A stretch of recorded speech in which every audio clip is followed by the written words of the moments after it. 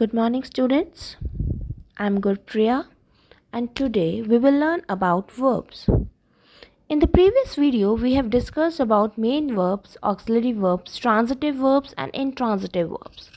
And in this video, we'll learn about modal verbs, finite verbs, and non-finite verbs. Modal verbs. Modal verbs are also called modal auxiliary verbs. They cannot be used as main verbs. They always come before the main verb.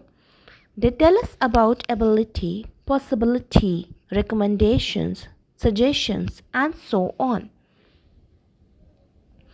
The principal English modal verbs are can, could, may, might, must, shall, should, will, and would.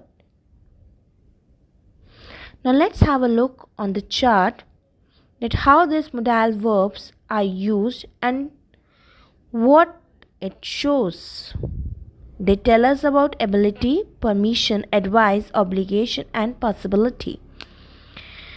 Can and could shows ability. Can, could, may shows permissions, tell us about permissions.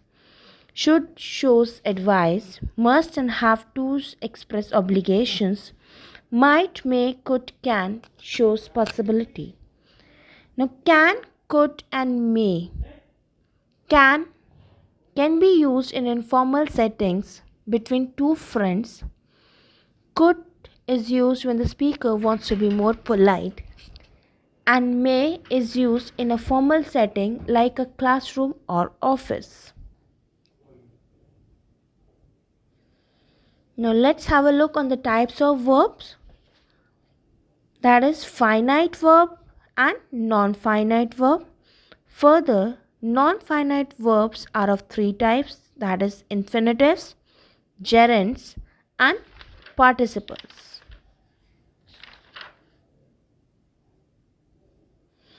Now what are finite and non-finite verbs?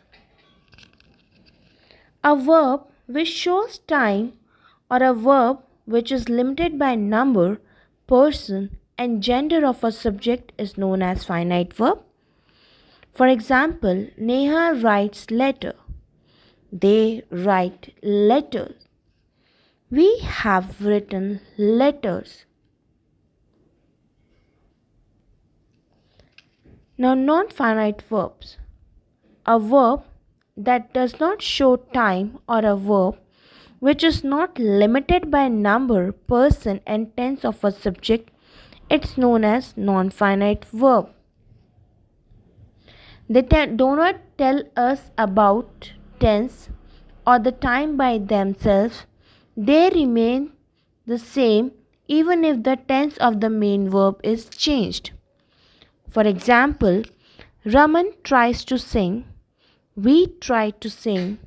They try to sing.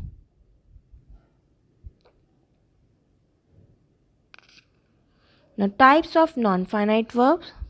The first one is infinitives, gerunds, and participles.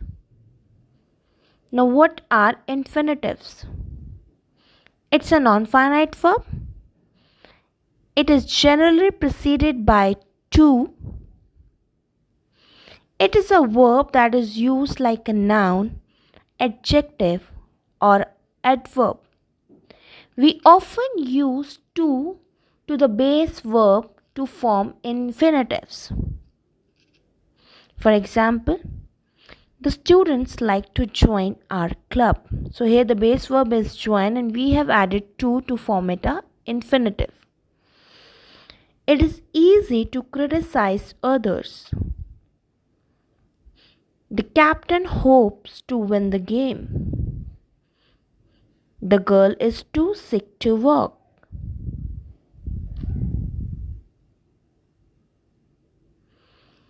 Now gerunds. When the base verb plus ing form is used as a noun, it is called gerund.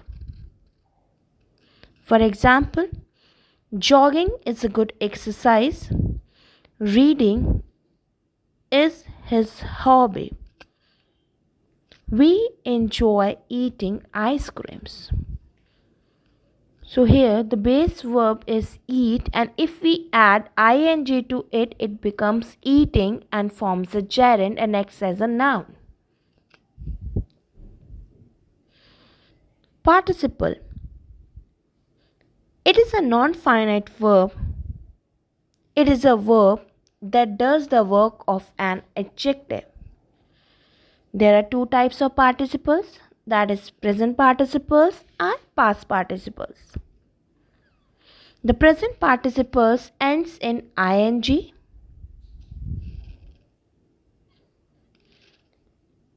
It shows an action as going on. The past participles ends in ed, d, t, en or an. It shows an action which is completed.